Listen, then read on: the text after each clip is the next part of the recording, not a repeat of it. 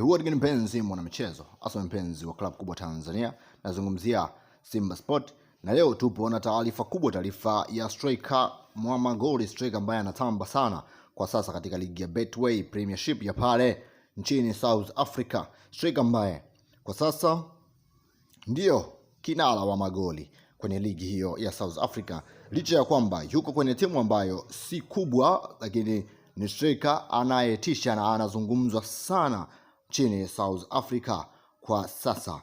Sasa tunakwenda kujadili ni jinsi gani Simba wanakwenda kunufaika na striker huyu na ni kwa nini wameamua kufanya sajili hizi, kwa sababu kwenye sajili za msimu uliopita amesajili mastrika wawili. Amemsajili Selemani Mwalimu, lakini pia yupo Simba wa Yuda, yupo Jonathan Soa ambaye anazungumzwa kuwa na kiwango kikubwa sana, licha ya kwamba hajaonesha yale makali yake ambayo tulikuwa tunategemea kwenye ule msimu aliofanya akiwa Singida kule. Na sasa yupo Simba Sport, ila tunajua mambo yakiwa vizuri anakwenda kutupa kile tunachohitaji. Lakini sasa Simba wameamua kumleta striker mwingine ambaye anakuja kuwapa changamoto hawa, na huenda akawa chaguo la kwanza la kocha mpya wa Simba Sport kwa sababu ya performance yake aliyokuwa nayo, uwezo, nguvu na kila jitihada alizonazo uwanjani. Kama unamkumbuka Prince Medi Kagere wa kipindi kile,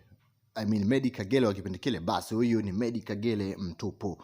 Usisahau kusubscribe na kuniambia kwenye comment ushabikia Simba kutokea eneo gani. Lakini tuende kujadili sasa moja kwa moja, yeye ana wasifu hupi na ni kwa nini Simba wameamua kumsajili striker huyo. Kwanza kwa majina anaitwa Chris Prince Magopa, anatoka katika timu ya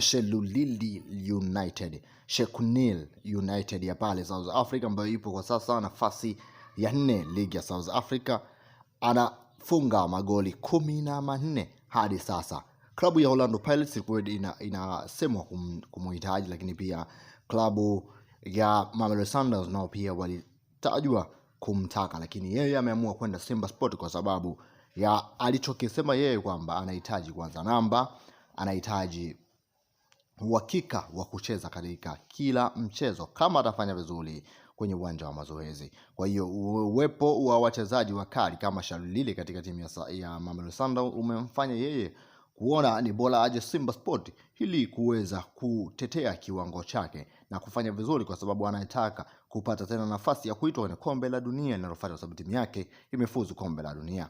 Usahau kusubscribe na kuniambia wewe unashabikia Simba kutokea maeneo gani. Asante sana.